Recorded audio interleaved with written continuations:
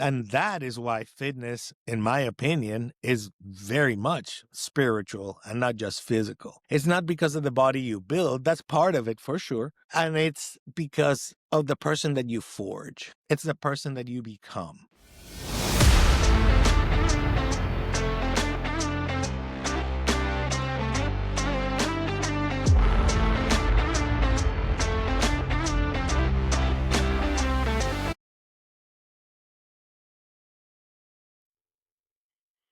Hey, what's up, everyone? This is Gonzo Herrero. Welcome back to the Rise 41 podcast.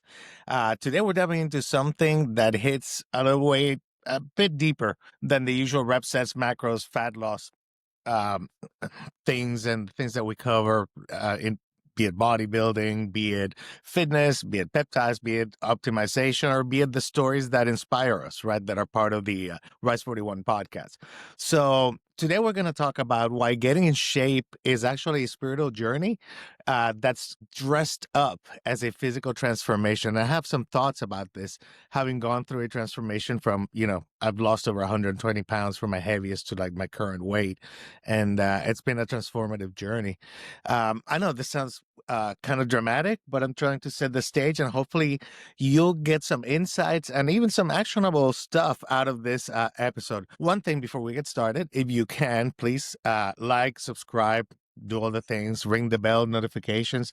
It helps me grow the podcast. And the more I grow the podcast, the better guests I can bring on, the more connections I can make, and hopefully I can bring content that's even more valuable for you.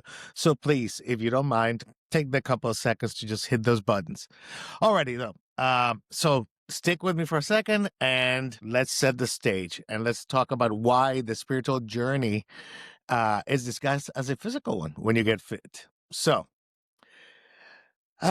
today we're going to break it down also into the 7 layers. There are 7 layers of this process, and how fitness forces you to confront yourself, to rebuild yourself, and ultimately evolve into someone you actually respect and that you want to be and live with. No woo nonsense, no fluff, just again, 7 principles, 7 observations that hopefully will help you. And hopefully, if you commit to changing your body, to doing this transformation, you'll accidentally end up like I did, hopefully to your benefit, changing your entire life. So let's get into it. All right.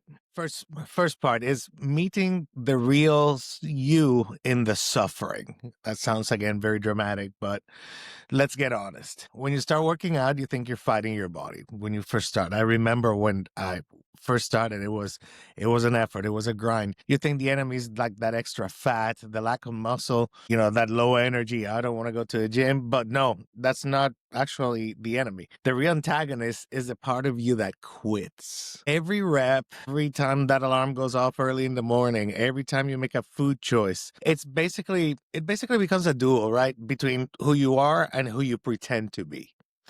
And the thing about fitness is the pretending doesn't last very long. Your motivation dies after a couple of weeks. We've talked about this on the podcast before. Motivation is fleeting. The hype playlist that you have with your headphones that you're using to keep you motivated, it stops working. And your idea of, I'm going to transform, it gets punched in the throat, man, by reality. Just, it's not what you thought it would be probably at the beginning. And in that moment when everything like gets really, really hard and you get to that point of realization, that's when you meet the real you, whatever's in there, right? Not the version you posted on Instagram that looks pretty, not the version with the excuses, just the raw, stripped down version of you that either steps forward, gets it done, or backs down. And that confrontation, that moment, that's absolutely spiritual. That is not physical. You're not just building muscle at this point. You're discovering what you're actually made of and what your limits are and how you can push yourself. Okay. So that's the first principle. Again, discovering, meeting the real you, coming to that realization after that initial honeymoon period, if you will, when you first start making this effort, when, you're super motivated the first couple of weeks and you haven't really developed the grind yet. Okay. Next principle area. This is where discipline turns into devotion. So everybody starts with discipline. So we've talked about this before. What is the the difference between discipline and motivation. Well, motivation is more emotional. It's like, hey, I really want to work out, whatever, but this is fleeting. It's an emotional state. It's not something you can count on every single day to drive you for a long-term goal or process. It's just not going to work like that. Discipline is what actually drives the engine. Discipline is this sucks, but I have to do it because I'm going to invest in the suck and embrace the suck so that I get the results that I need to take the next steps down this road. So, and at first, discipline might feel, if you're not comfortable with it, if you haven't practiced discipline yet, it might feel like punishment a little bit. You're forcing yourself to like measure food. That's a pain in the butt. It's a pain in the ass, but it's a skill that will help you if you're truly committed to your fitness journey. You're forcing yourself to go to bed earlier because rest is important. It doesn't matter how much you diet and exercise. If you don't rest, you're not going to progress because your body won't have the time to repair itself, make itself better. So forcing yourself to show up at the gym, man, even though your whole body's whining like a toddler, you're just annoyed and you're a little bit sore and it's inconvenient and you don't want to be there, but something crazy happens over time. If you stick with it, that discipline will turn into actual devotion. And what do I mean by that? Devotion in that the rituals, your fitness rituals, the things that you're practicing, they actually start to matter. So all of a sudden, tracking your macros, which was a chore before when you were learning how to measure your food and all that, all of a sudden, it's not a chore. It's alignment. You start kind of like, okay, now I'm sticking to these macros and I'm starting to slowly see results. Your workout split, instead of feeling again like a chore, it starts feeling like a rhythm that your life moves to. It becomes part of your life. It's a ritual now, right? It's part of like what makes your day feel complete. That routine. The reps become almost, and now we may get a little metaphysical here, but your reps become like prayer and your sets become almost like a meditation. You start enjoying that Zen moment of the discipline, and a good pump. It feels like, like communion with your future self, like that good pump, that feeling that you get because you get endorphins as you do this when you exercise. It feels like you're kind of in connection with that future self, that goal self that you have, right? Whatever that may be. So, in turn, you could argue that that's not just physical. There are some physical things happening. You're exercising, again, you're releasing dopamine and endorphins, and there's all those chemical processes in your brain. But honestly, at this point, that discipline is and creating these health rituals that will get you into a healthier place over time. It's spiritual structure. It really is. And if you ever been, I don't know if you've ever been deep into prep or some serious training before, but once you have, you'll know exactly what I mean. I've been in contest prep for the first time in the last 2 months, and believe me, that process taught me a lot about your limits, about becoming rigid and using that discipline as a tool and developing it. Discipline is like a muscle almost that you develop, that you can make strong. And as the more you develop it and practice it, the better you get at it. And the more you can push it if you have to in order to achieve your goals. So again, something very much to consider, that discipline will turn into devotion of the process. So, all right. The third principle to discuss, it's let's talk about sacrificing the old you, which is the reason why you're here, hopefully. So every spiritual tradition in history has some sort of sacrifice. And in fitness, the sacrifice is you. Specifically, the old version of you, right? The you who lived off impulse, the you that skipped the workouts, the you that ate whatever the heck you wanted, total chaos, and negotiated with yourself constantly, like, it's okay, I'll change tomorrow, I'll do this, that, and the other thing. That version cannot survive this growth, this pattern of growth, if you truly are committed to change and to improving yourself. To become the person you're trying to be, you literally have to kill off the person you used to be. Okay, that's the transformative piece. And the world doesn't warn you about this part, though, by the way. Like, you have to, I feel like by saying these words, by stating this principle, you're going to become aware of what's happening. The world will tell you, oh, you're going to lose some fat, you'll gain some muscle, you'll feel more confident. But they're never going to tell you that part of the transformation is that you're going to lose some parts of your identity. You might lose some relationships. Okay. If you have party friends and you're used to like drinking every weekend, and eating like an asshole and, overdoing it with your friends, you're going to lose or strain a lot of those relationships that might be unhealthy if you are serious and committed to getting into this path of self-improvement. You're going to probably outgrow people. You're going to have people that will tell you, why are you doing this? What's the point of all that? Just forget it. Come on, have a beer, have 10 burgers, like, at the cookout while we watch the game. Come on, let's go watch the game and sit down in front of the TV or tailgate. Why are you going to the gym today? That's going to change if you're serious about this. It has to. It has to. It has to evolve. Those relationships will either disappear and die off if they're not meant to be or they're not compatible with that lifestyle that you're trying to create, or they might evolve. Who knows? Maybe a good thing happens and you become a good influence on those friends. And all of a sudden you have people that also want to evolve in that path. Unlikely, but I've seen that happen. I have seen that happen. So again, you're going to lose part of your identity as you transform. You're going to outgrow people. You're going to change how you think, what you value, and how you spend your time. It has to change. It's part of the evolution as you go forward.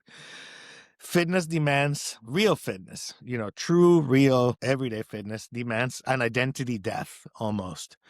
And that identity death is the price of that evolution as you evolve into this new person, as you go through the process. All right, principle number 4. Your body will become a mirror of your mind. And what do I mean by that? So here's the brutal truth that hits everyone eventually, right? As you go down this path, you cannot have chaos internally and order externally. That doesn't work. That's impossible. So your body becomes the receipt for every decision you make, good or bad, whatever it is. If your mind is scattered, your habits will be scattered. If your emotions run you instead of logic, your diet will run wild. Emotional eating, we've heard about this. You know it.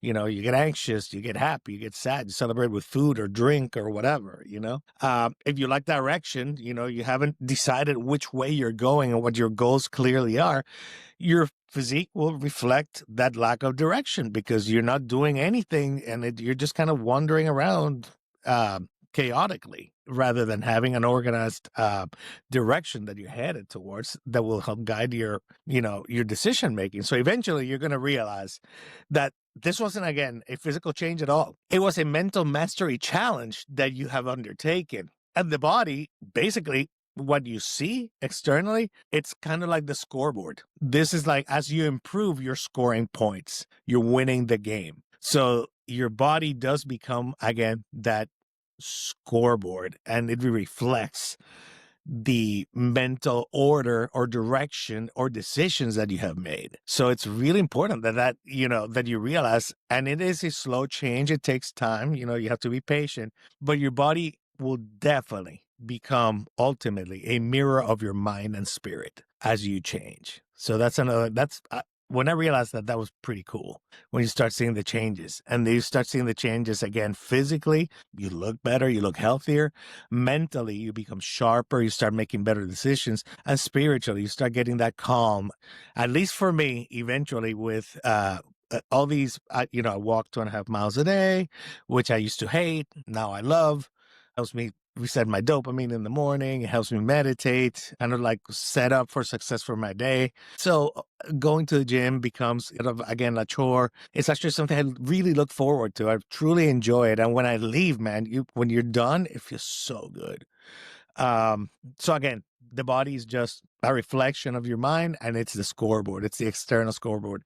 You will see the changes, the positive changes, and you'll know you're making the right choices. All right. Principle number 5. Mastery will create stillness. That sounds super woo-woo, but it's not. So there's this moment, usually a few months into this, right, into this process, when the chaos finally kind of stops. And you realize that you have you've now stopped negotiating in your head actively. You stop doing emotional math about, like, do I feel like going? Do I not feel like going? That actually kind of evolves out, or you evolve out of that, and you stop fighting yourself completely. Now this is becoming a part of who you are. Everything becomes strangely quiet, calm. It all kind of locks together, and it just happens, a few months into it, as you develop these rituals that we've talked about in the other principles and so forth. So again, training becomes almost like a meditation. It helps you clear your mind, set yourself up for the day as you're training, which, you would think like, oh, I'm doing all this effort and lifting all these weights or running or whatever it is. But it does become effortless meditation, clears your mind. Cardio can become like contemplation. When I get on my bike, I do fasted cardio. I've always recommended this to people for cardiovascular health. I do like a zone 2, 25 minutes every single day on my bike. You can do whatever modality works for you, as long as it's zone 2 for 20, 25 minutes, 5 times a week. I do it every day because I'm a creature of habit. As you can tell from this video, it's become a habit. It's become a part of my life, of what I do. So that cardio becomes a moment of contemplation where, before I used to have to like watch a podcast or something, now I can actually do it with a clear mind in silence and just let my thoughts drift. And it gets really interesting. Helps reset dopamine too. Meal prep, right? Which is again a chore. Who likes creating prep and doing the boring food thing? But eventually it becomes an act of like self-care rather than control. It becomes I need to do this to ensure that I have the raw food materials, the material I need in order to build this better self and have it ready, which in turn, by having that food ready, it eliminates bad decision making or last moment impulse eating because it's already ready. So that meal prep becomes an act of self-care rather than controlling the environment, which is how we start, right? We want to control like what we eat. And in that stillness that I've just described in all these aspects, that's what this is similar to like what monks chase on a mountain, when you see Tibetan monks doing like their prayer stuff and all that. It's that stillness, that ability to be at peace and calm with yourself without outside distractions. Just absolute stillness, quiet, calm, being able to be in the moment and not care and not have anxiety. Um, you can find it. The monks, like I mentioned, might look for it in the mountain as they meditate, but you might find it in the gym, with chalk dust and horrible pop music and some crazy guy screaming, while he's deadlifting. But that might be your temple, that might be your place. That inner quiet is one of the deepest spiritual experiences you'll ever have, honestly. At least it was for me. And you didn't get it by chanting or lighting incense or saying om or, sitting cross-legged for 10 hours. You got it just simply by developing these habits and showing up consistently. But you get the same spiritual stillness as a result, which is, I'm telling you, it changes your perspective and your life. All right, principle number 6 now. Discovering you're capable of more. So, excuse me. There's a moment in every fitness journey where you surprise yourself, right? You hit maybe a heavier squat than you thought you could, right? Or you get leaner than you ever imagined. That happened to me just now. 5% body fat was insane. That was 3 weeks ago. I was 160 pounds, stage ready. It was absurd. I never thought I'd be like that lean in my life. You stick to your diet longer than you believe possible, or your diet becomes a lifestyle now. That healthy diet that keeps you or gets you going in the direction you want, to get where you want to be healthy. I mean, basically, you wake up to be a different person, and that moment forces a realization that you've underestimated yourself physically, and where else, following thought, have I been selling myself short? Suddenly, like for example, the gym now just became like a doorway or a blueprint, right? If you can think about it, if you can reshape your body, you can reshape your career, you can reshape your relationships, you can reshape your habits, you can reshape your mindset, and you can take control and reshape your future. with these very same mental tools that you used for fitness. I mean, fitness, it becomes almost like the Trojan horse, right?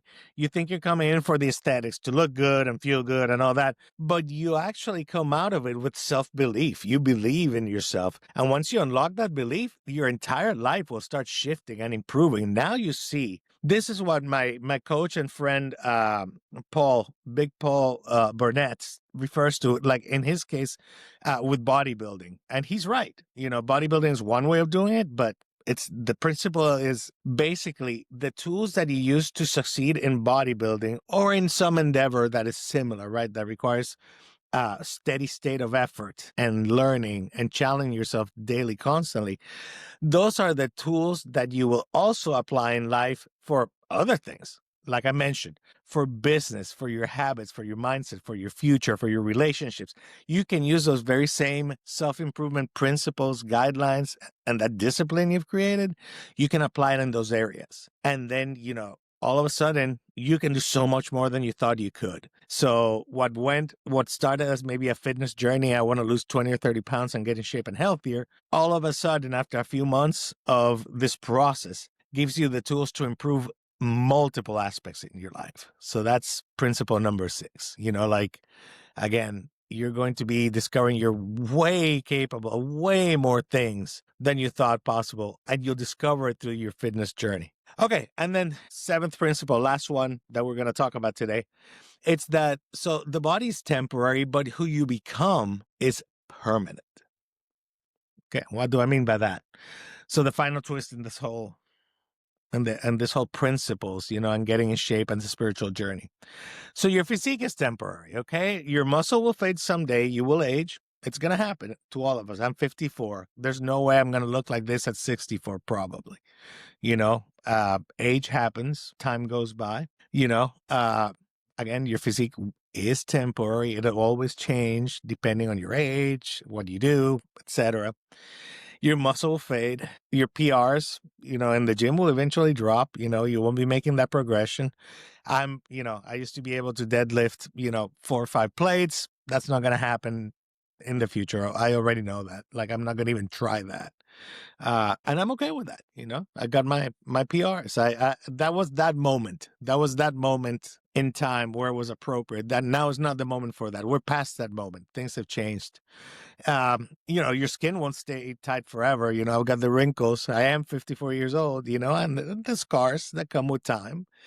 But who you become along the way, though, that's yours for life. Like the discipline, the resilience, the identity upgrade we've talked about, that self-respect you will develop, that ability to grind, that grit, that confidence that came from doing the hard things, man, because some of these things are hard, especially when you start every single day, even when nobody was watching and people were telling you, oh, it's just a phase. He's going to stop doing that, you know, at some point. Actually, no, you can keep forever. That attitude, that change, that discipline, that resilience, forever you keep that, because once you develop it, it's part of you. Okay. And that is why fitness, in my opinion, is very much spiritual and not just physical.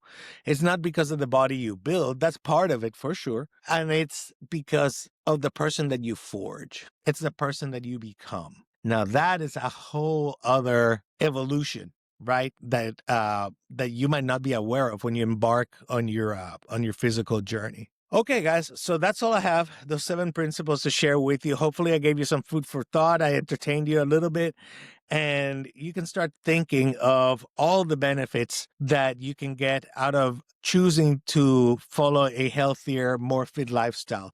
Again, the benefits will not only be physical, which that's enough, by the way. Being healthy, watching your health markers become better, being in good shape, aesthetically more pleasing to yourself, that'll give you some degree of satisfaction and self-esteem, and that's all great. But the mental and spiritual tools and practices that you will develop while going towards this goal are things that you can then in turn ultimately change yourself, change your whole person, change your ability to succeed, and ultimately guide your life and change your life for the better, if that's what you want. I just wanted you to be aware that this process is out there, that it exists, and hopefully you will consider taking part of it or integrating it into your life in some way so that you're always constantly evolving. I'm a big believer in relentless improvement, be it at work, career, as a person, every day trying to be a little better in order to be a person of service to all the other humans on the planet, which I think is one of the reasons that we're here, is to help each other and to be people of service. That's something I teach my children every day, hopefully by example as well as words. And that's something that, frankly, I believe gives meaning to what we do on this earth. Eventually, we're all not going to be here. We have a limited time. So let's make the best out of it, help each other out, help each other grow. And again, become people of service, of good principles, good moral character, and become better humans. Ultimately, that's the goal. If not, I mean, if you don't have that goal, then what do you have to look forward to? Just self-doubt, stagnation, navel gazing. Who wants to live that life? So hopefully, again, some inspiration, some entertainment, some value. If you like this, please comment. If you have questions regarding this, again, put it in the comments, or you can always email us at info@rice41.com. The information's down in the episode notes. And again, click, like, subscribe. Let me know what you thought. And if I can help you in some way, or you have any ideas of other topics similar to this one that you might want to discuss, please, again, contact us, leave us a comment, and we'll do what we can to provide an answer or explore it. Always looking for new things to learn. Like I said, relentless improvement. So thank you very much for your time. I hope you have a wonderful rest of your day. And yeah, keep grinding, keep improving. Gonzalo from Rice 41 out. Thank you.